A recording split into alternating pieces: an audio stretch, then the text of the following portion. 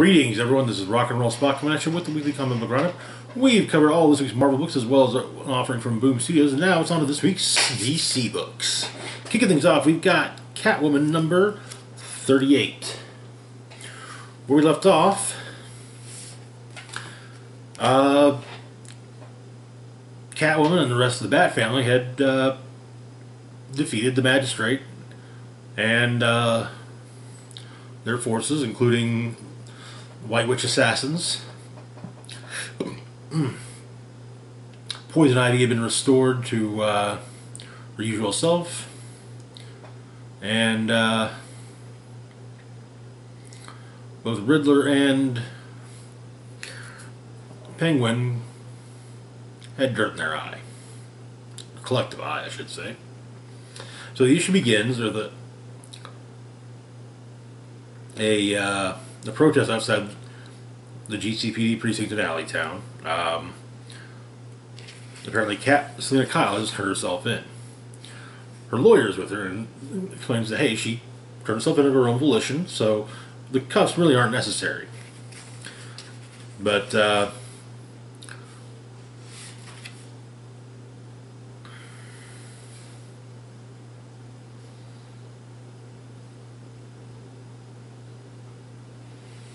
let's see.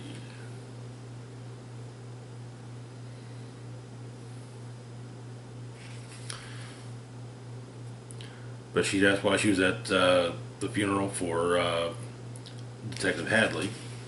She explains that Selina explains they were close. They had a complex relationship. They had met in Villa Hermosa before he'd come to Alleytown. And apparently the detective saved her life on more than one occasion. While there, she also met with Father Valley, who was, actually was, felt remorse over the death of the detective, seeing the detective as an innocent. And Father Valley gave Selina a Bible with a bullet in it. And suggests that Selina prays that their paths never cross again. She's asked about White Witch, and she explains that yes, she was present in a fight involving White Witch, but it was mostly between multiple White Witches and Ghostmaker. One of them, he cut White Witch's mask off, saw her face, looked at her and said the name Rhea, and it seemed to, and her copies all ran screaming. Dropped everything and left.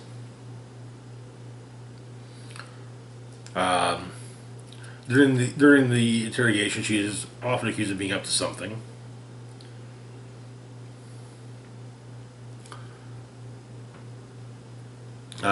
Transmitters that were attached to the Magistrate's network were found throughout Alleytown as well, but it's not a lie. But Selina explains that Edward Nygma set them up. It's true, but and it's stated that both Nygma and Oswald Cobblepot are in GCPD custody.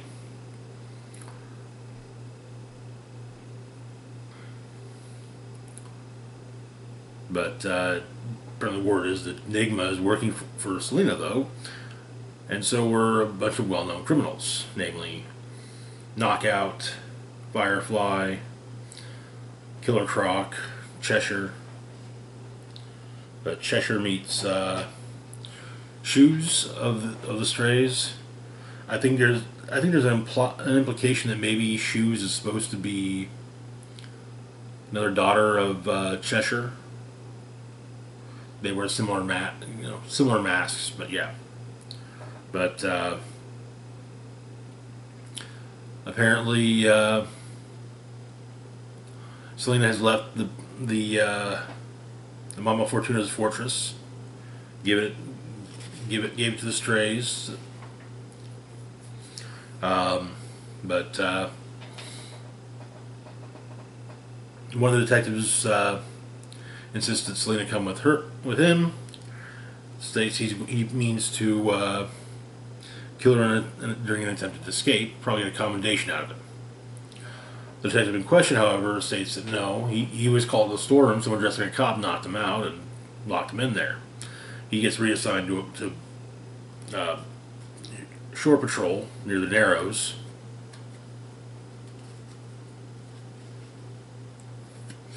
Turns out, though, that the lawyer, and the cop when he took Selena prisoner was in fact Clayface. And so, Catwoman's in the wind. And that is where the issue ends. This is sadly the final issue written by Ram V, but this is not the last time Ram V will be showing up in the roundup, as he's currently also co-writing the current Venom series. So, yeah. What I read of V's run on Catwoman, I really enjoyed. I'm sad to see them go. But yeah, let's see who's picks up the book afterward or next. Anyway, moving on to our next book, we've got Robin's #2, with an equally thirsty cover as the cover of issue 1. Where we left off, the supposed first Robin was picking off people involved with the gauntlets of the subsequent Robins. But Damian, Tim, and Jason go to talk to Batman about it, and Tim suggests if he could have access to the Batcomputer again, maybe he could figure out what's going on. But Bruce says no, because he's actually going to. He's nervous about things. The network was breached. Doesn't know how far the attacker got or what they walked away with.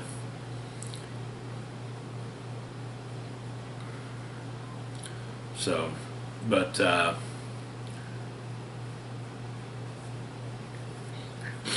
Batman wants the Robins to stand down until he's figured everything out, and he asks Tim to be the one that he specifically asked Tim this because, well, as he puts it, Jason and Damian lie through their teeth.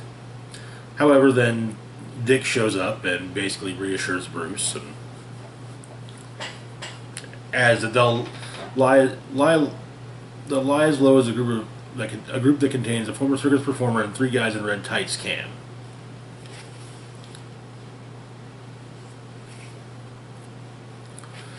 But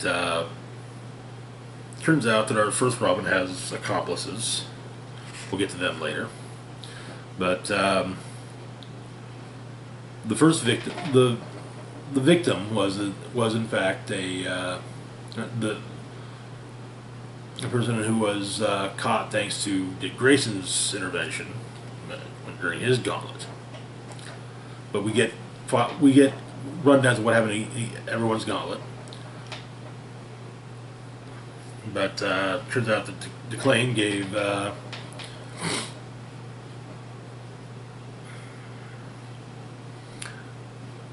had a piece of paper with a bit of an address on it. Dick can make out 2 words: steamer and beer. B-I-E-R.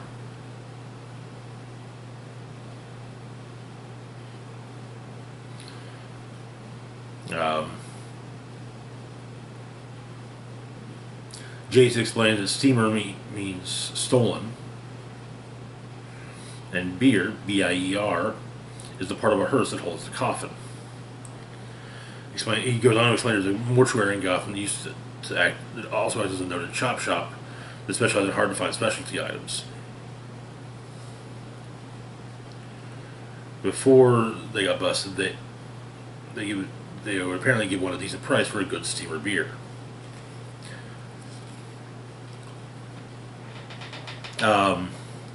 Turns out Jason's gauntlet somewhat is connected with the events that led to death in the family. Going after the son of a diplomat.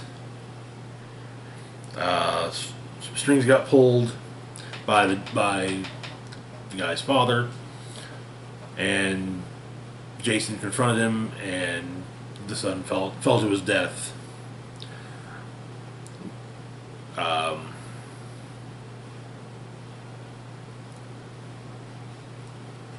we also get Batman's assessments on each Robin.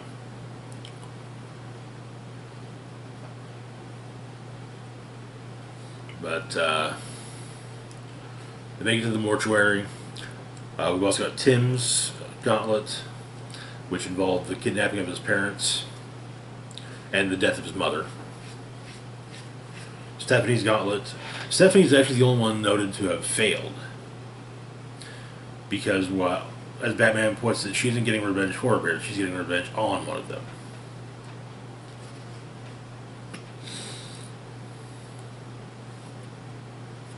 Damien's gauntlet, it turns out, was in fact Tim. Back during Batman and Son arc, when Damien first popped up, while Bruce was out of town, Damien opted to claim the Robin mantle for himself by besting Tim. And while he was trained as a member of the League of Assassins, even though he defeated Tim, he didn't kill Tim. So anyway, the apparent first Robin's accomplices are the junior supercriminals. As Dick puts it, totally awful, useless sidekicks to supervillains. We got Giggles and Guffaw, who were Joker sidekicks. Kitten, presumably a Catwoman sidekick. Chick, I'm not sure who who they were a sidekick for. Us. Maybe, well, probably Penguin, and Honeysuckle, who appears to be have been involved, who appears to have worked with Poison Ivy. Jason goes after Giggles and Guffaw, chasing them into the mortuary, and when he arrives, it turns out that the two have had their appearances altered to look more like the clown prince of crime himself. Green hair, chalk white skin, and of course that grin. And that is where the issue ends. Interesting issue. It was neat to see the various gauntlets.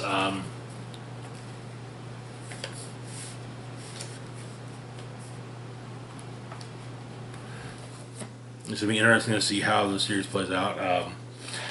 I was hoping to get more about the initial Robin, but the character seemed interesting from the first issue, but I presume we'll learn more in subsequent issues. Anyway, moving on to our next book, we got Batman Catwoman number 9. It's been a minute since we've had this one, so to catch everyone up, in a possible future, Bruce Wayne is dead of natural causes, leaving his widow Selina and their daughter Helena. Selina, after Bruce's death, went and killed the Joker. Their daughter Helena has since adopted the identity Huntress and runs around in Gotham in a costume that bears similarities to the costumes of both her parents. Other storylines running through this include one that shows a degree of involvement between between Joker and Catwoman in the past, to the point where Joker had told her a detail about a caper of his, and that, yeah, she could absolutely tell Batman. However, then she'd have to tell him how she knew. Also, Phantasm was involved.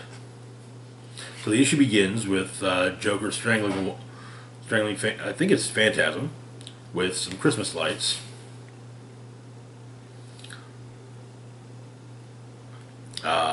In the future portion, Penguin wakes up and goes for a drive, asks the driver to drive him into the river, or at least, drop him off, just to save some time. But he has a passenger who asks if the driver could drop her off first because she hates getting wet. This passenger is, of course, Selina. Selina kicks him in the face and breaks his nose.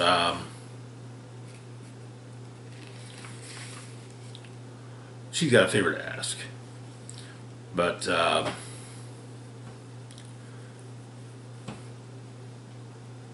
Bat and Cat save apparently Audra Beaumont.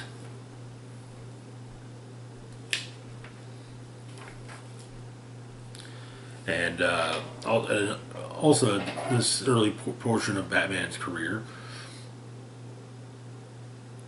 Batman asks Alfred his thoughts on love, namely the fact that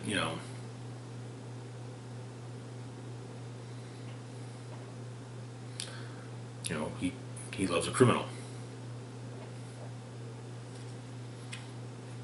Even stating that they all get together after they escape. They're all friends. It's a big club. It's all a joke to them getting busted. Though Alfred teases Bruce by simply saying the children could be so cool. He's sure they'll play with him next time. But he doesn't worry. That's what's wrong with him because he loves her. He wonders what if he loves her. To which Alfred simply says, "It's been his experience that when one person loves another, be it a romantic nature, or even the love a father carries for a son, one can forgive the other their eccentricities, so to speak." And, Batman and Catwoman manages to save Andrea. However, Joker reveals he's left a bomb in the apartment. In the future, Selina has asked Penguin to help her get out of Gotham because, well, basically there are traps that any other way she could think to get out on her own. Hunters have set up traps for her.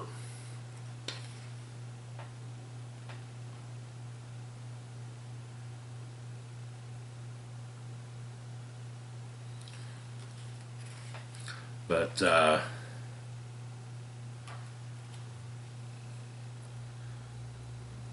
Penguin sets Selina up all right. But anyway, we learn Huntress that her mother is at the Iceberg Lounge, and the issue ends with in two of the various timelines we're looking over, Catwoman about to attack the Joker, and in another one, her about to be attacked by her daughter. And that's it for issue 9.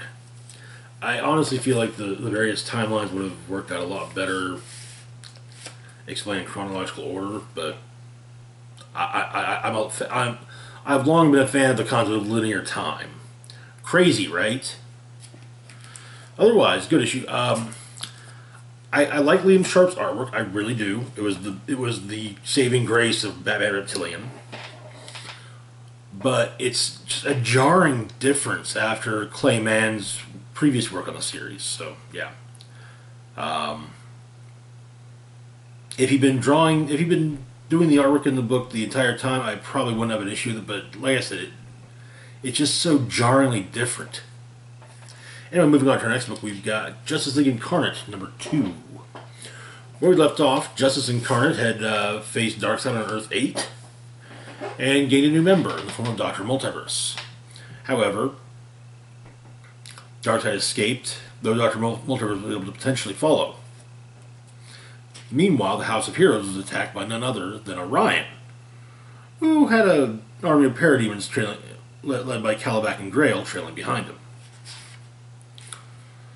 But, the House of Heroes, the members of Justice League Incarnate there are dealing with the parademons, with Orion helping.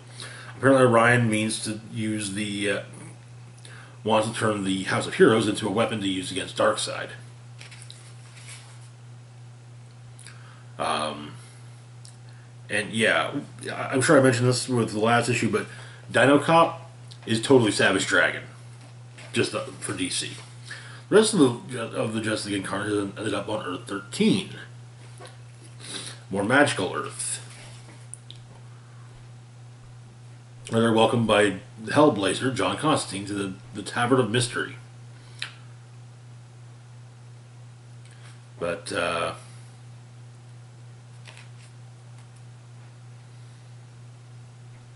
Captain Carrot's not doing well dealing with all the magicians because, well, as he puts it,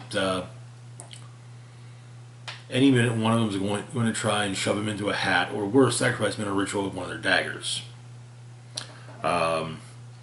Multiverse tries to chat up President Superman, and he kind of shoots her down, but Batman says to him,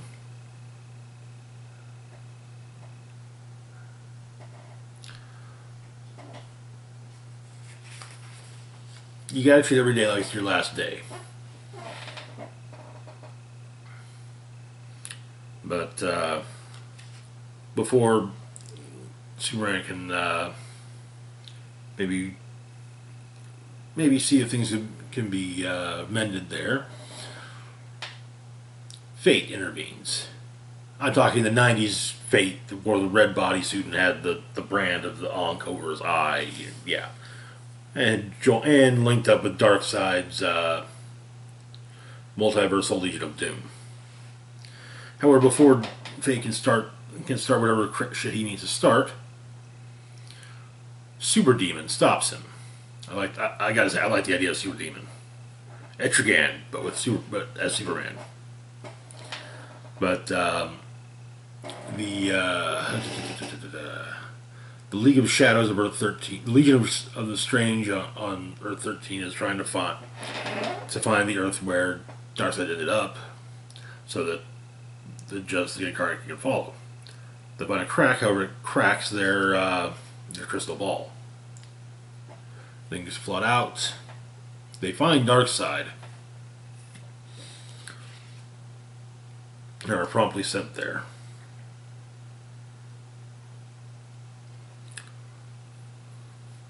Where Darkseid is fighting with one of the various members of the angelic host, and appears to be winning, but apparently Darkseid has awakened the Great Darkness, and the Great Darkness has many other servants, such as the Batwoman who laughs.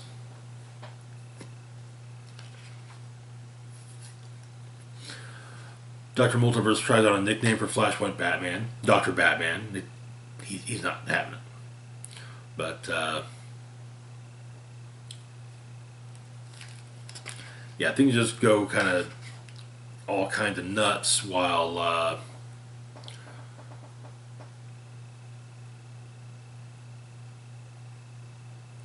Orion has managed to plug his flight rig into the controls of the House of Heroes,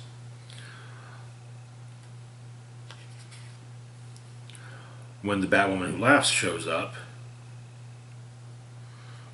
she attacks and does a decent amount of damage, which leads Dino Cop to initiate the House of Heroes self-destruct sequence. And that is where... Well, the show doesn't end there. Just the Incarnate has been scattered to the winds of the multiverse, with Dr. Multiverse and President Superman ending up on another Earth with none of their powers. Meanwhile, it appears that Batman is on a more animated Earth. Flash appears to be on a pirate Earth, and Captain Carrot appears to be on the Tangent Earth. And that is where the issue ends. I'm really enjoying Justice League Incarnate, but as I've stated previously, I'm a sucker for multiverse stuff. And as much as I'm a sucker for multiverse stuff from Marvel, I'm even more of a sucker with it from DC, because DC has made an effort over the decades to truly flesh out their multiverse. In fact, the difference between the DC multiverse and the Marvel multiverse is the fact that in the Marvel multiverse, it's all, oh, what if this story went differently? Whereas the DC one, it's, what if this one detail about the Earth was done differently? Like Dark Knights of Steel. That's a prime example, in my opinion. So, yeah. Anyway, moving on to our next book, we've got Refrigerator Full of Heads, number 3. I've said this previously. Basket Full of Heads was like a fun, smart 80s slasher movie, and Refrigerator Full of Heads is like its mid 80s cash grab sequel, and I love it for it. I love it for that fact. So where we left off, on Brody Island, the group of bikers had faced off with our two heroes, and it did not go well for them. They're, I guess you could say, technically alive, as alive as a decapitated head can be. The decapitated head can still talk and breathe and think, and yeah. So the chief of police, the new chief of police, goes to see their visiting couple. Uh, and we learn something interesting about them both.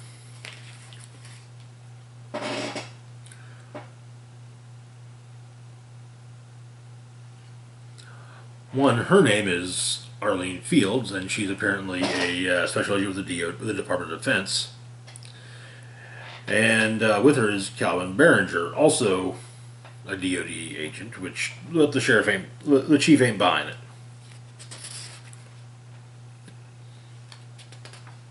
During the fight, the chief starts shitting as that's going on. Well, the axe gets swung, and yeah, things ain't going well for the chief. But he's taken back to the fridge where it turns out his old biker buddies are. Oh, what's left of them are. At the mayor's house,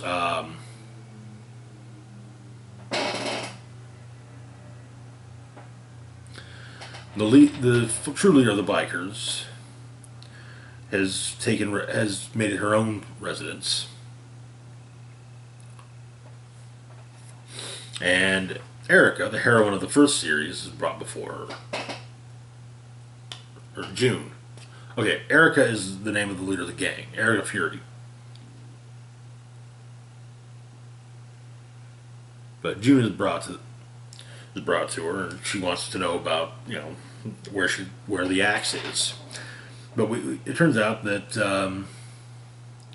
the axe of Yggdrasil is part of the Norse Tetrad. Forged at the behest of the Aesir, weapons of darkness be wielded against the greater darkness of Ragnarok. We go into all three of them. There's the sword of Hugin and Munin. Its handle inlaid with the bones of Odin's ravens. As their name translates to thought and memory, so it won't. The victim of the blade will pass their thoughts and memories to the bearer for as long as it takes them to die. Next is the dagger of Fenrir, the handle crafted from one of Fenrir's canines. One stab or slice from it renders the victim immobile until the end of their days, much the same way that Fenrir was bound by Gleipnir, the chain forged by the sons of Ivaldi. Finally is the belt of Jormungandr, made from the skin of the world serpent.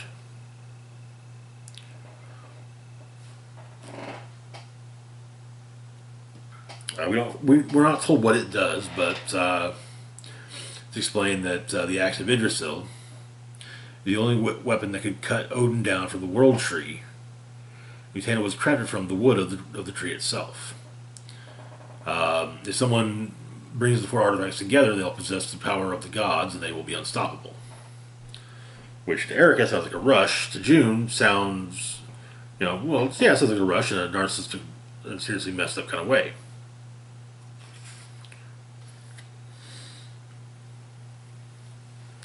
And but Erica threatens June with the sword of Hugin and Munin when what's left of one Rooster's head is brought back. Explaining he knows where it is. And so Erica orders a posse to be rounded up, at least 7 guys. They're going to get the axe. And that is where the issue ends. Honestly, it's a fun book. It's taken a few issues, but it's growing on me. It's not the same without the writing, without Joey Hill's writing, but it's fun, and that's kind of what counts in this case, for me at least. And for our last book of the week, we've got Catwoman, Lonely City, Book 2. So where we left off, Catwoman had just been released on parole after 10 years in prison. And also, note, 10 years ago was a major catastrophe in Gotham, which saw the deaths of Batman and apparently also Jim Gordon. Now, Harvey Dent, seemingly just Harvey, but still with only half a face, is the mayor. And it's an election year. Who got to be running against him? None other than Councilwoman Barbara Gordon. Catwoman, however, is looking to pull a heist and is beginning to gather up a crew. So we get a glimpse of what happened on Fool's Night. Big to do with the Joker. People put on clown masks and started acting out.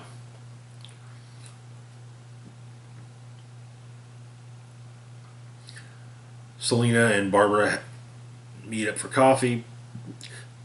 Let's explain that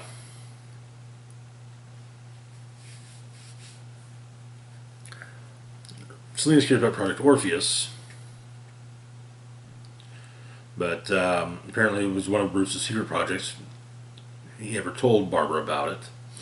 She stumbled across a reference to it after Alfred's funeral, but apparently it's buried in the cave.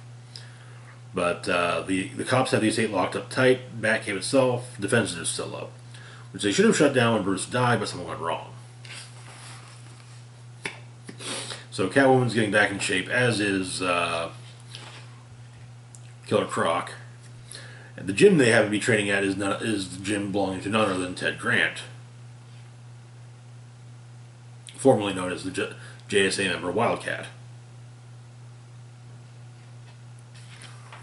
But the Bat cops are being shitty as usual, and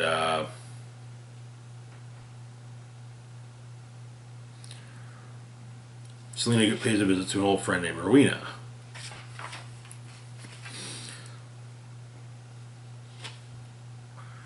Calls in a few favors, gets another assistant in the form of Rowena's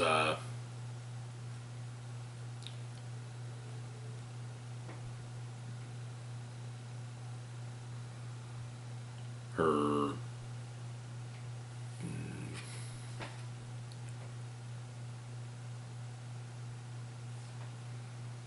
let's see.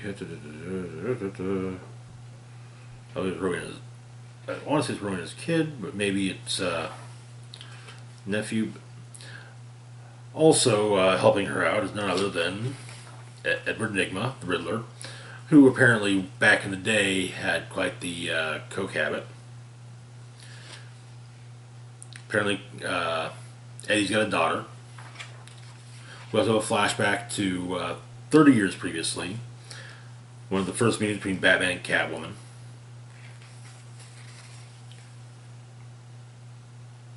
Which ends with Catwoman straddling Batman and almost kissing him until he takes the necklace that she had stolen off of her. But it turns out that the plan is, they're working on the plan. They have a means of getting in the cave now.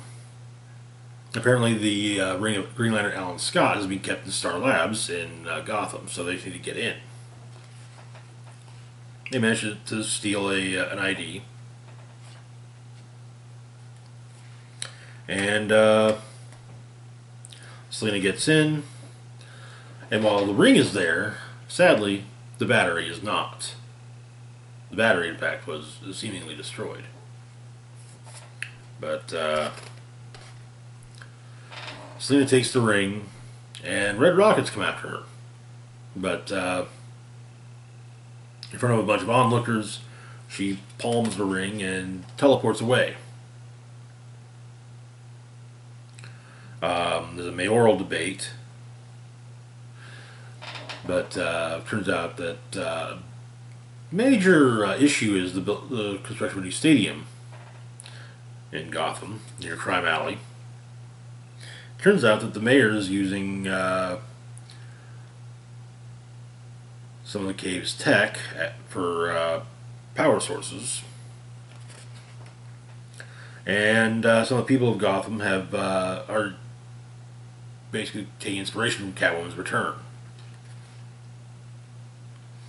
But so their new heist goes off at Ace Chemicals, getting a sample. Croc manages to get the sample out, but her crew ends up in Brazil. Selena and her crew end up in Brazil,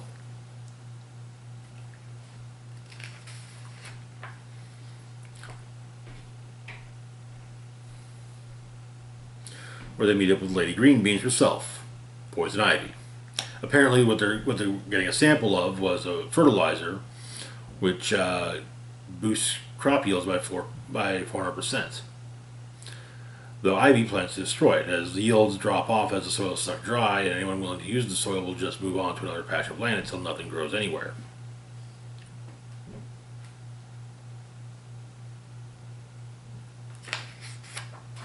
But big celebration, and Enigma asks Selena if she'll train her in acrobatics and whatnot.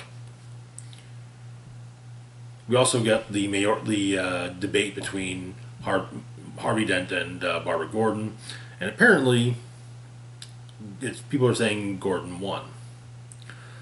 His campaign strategist suggests that maybe perhaps they need to refresh messaging, something strong and confident but exciting.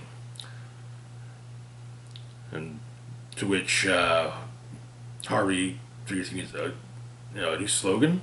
He's got that right there. He smashes the case his coin is in and pulls it out. It says, "Harvey Dent, the only choice." And that is where the issue ends. It took an issue to grow on me, but I'm liking Lonely City.